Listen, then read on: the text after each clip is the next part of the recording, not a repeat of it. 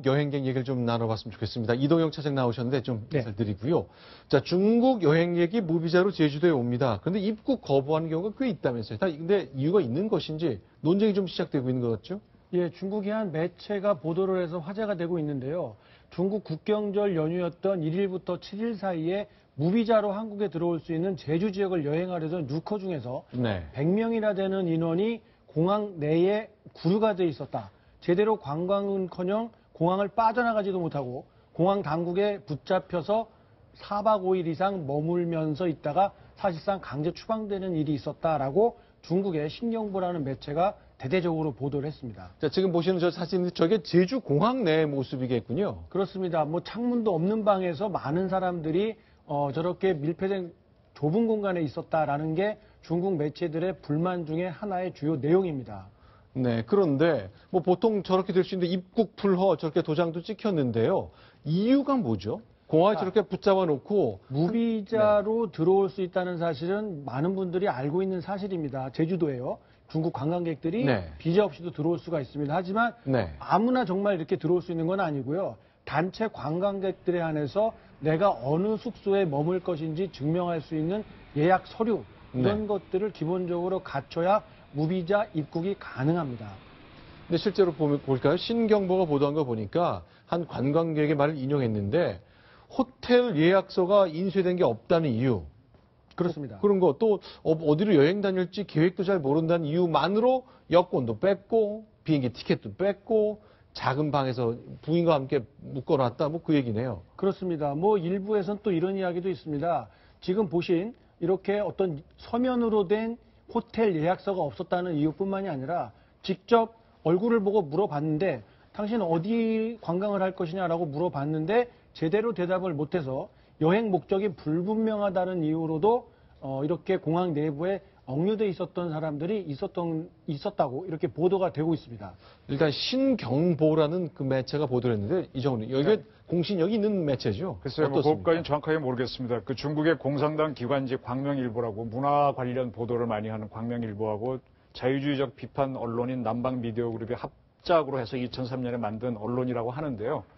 뭐 몇 가지 뭐 이런 보도들은 나왔습니다만 저는 저걸 보면서 지금 한국의 출입국 관리국이 한 거는 적법한 조치란 걸 좀 말씀드리고 싶네요. 그렇죠. 우리도 가령 미국에 여행 가는 우리 한국인 관광객 가운데 어디에 묵을지 호텔도 모르고 그러면 친구가 있으면 거기 주소는 어떻게 되냐고 묻는데 답을 못한다 그러면 이 사람 과연 오늘 밤부터 어디에 잘 건가 여권이나 이민국 담당자들 그런 생각이 들 것 같아요. 당연히 그렇습니다. 관광 목적으로 왔는데 자기가 어느 호텔에 묵을 것인지 알지 못한다고 하면 이 사람 불법 체류하려고 하는 거 아닌가라고 의심하는 건 당연한 것이고 사전에 그런 관련 규정들이 있다는 것은 다 공개가 돼 있기 때문에 그런 것조차 제대로 파악하지 않고 왔다면 출입국 자체에 어떤 제한이 걸린다고 해도 별로 할 말이 없습니다. 신경보의 보도는 한국이 제대로 했는데 틀렸다라는 겁니다. 똑바로 했는데 틀렸다는 게 이게 제대로 된 보도는 아니죠. 네. 지금 이 매체가 엊그제 보도한 것보다도 며칠 더 앞서서도 비슷한 보도를 했습니다.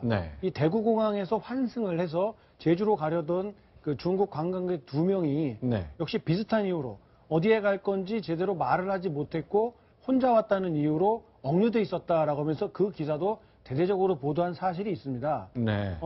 환승을 했을 경우에는 반드시 단체 관광객이어야 가능하다. 이런 명백한 규정을 두고 있는데 따로 떨어져서 들어왔다가 일행을 놓쳤을 뿐이다. 이렇게 해명을 했다고 해서 그렇게 쉽게 보내줄 그런 그 통관 절차를 갖고 있는 나라는 없다고 봐야 되거든요. 그런데도 이런 걸 문제 삼아서 계속해서 한국의 어떤 그 입국 절차가 굉장히 까다롭고 유커들에게 불리하게 작용하고 있다는 투의 보도를 연이어서 내보내고 있습니다. 그래서 궁금한 것이 지난 토요일 날 있었던 일인데요. 자, 중국 어선이 우리의 그 해경의 고속단정을 들이받아서 침몰시켰잖아요. 저런 건 이런 매체가 보도하는지 잘 모르겠습니다.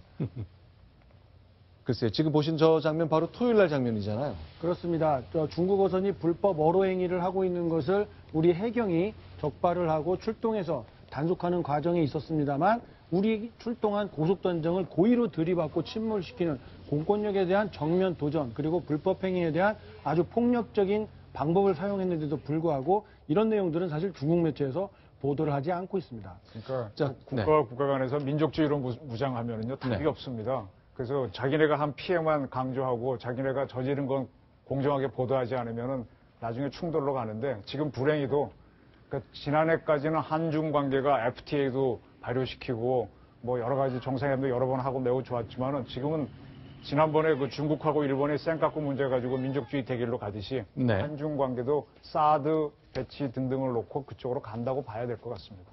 네. 지금 고속 단정을 중국 어선이 지금 부딪혀가지고 침몰시킨 사건과 관련해가지고 정치권이라든가 이런 데에서 한국의 어떤 뭐랄까 주권, 그다음에 자유권 이런 것이 뭐랄까 침해당했다. 굉장히 굴욕적인 얘기다라고 지적을 하잖아요. 거기 100% 동의합니다. 동의하는데 제가 하나 꼭 지적하고 싶은 건 뭐냐면 현장에서 우리나라의 해경들이 우리의 자유권과 주권을 지키기 위해서는 사실은 평상시에 굉장히 높은 고위직들이 그런 의지를 표현해야 됩니다. 그래야지 밑에 사람들이 그걸 믿고 저 현장에서 당당하게 권한 행사를 하는 거거든요. 근데 아시다시피 우리나라 같은 경우에는 천안함 사건 터져도 그냥 넘어가고 연평도 사건 터져도 그냥 넘어가고 이런 것을 본 저런 사람들의 입장에서 보면 대한민국은 윗사람들은 뭐랄까 귀찮은 일 벌어지는 것보다는 그냥 내가 얻어 터지는 것이 낫겠다. 그런 생각을 암암리에 갖게 되거든요. 저는 그것을 끊어줘야 된다고 보는 게 맞습니다. 왜냐하면 지금 저런 사건 터진 다음에 국회에서 우는 자위권, 그다음에 무슨 주권, 굴욕적이다. 아무리 얘기해봤자 저 조직의 책임자가 내가 책임질 테니까 너희들은 나가서 말이야 국가의 어떤 그 위신에 위배된 일은 절대 하지 마라 라고 한다면 하루아침에 바뀔 문제예요. 그런 얘기를 누가 합니까 지금?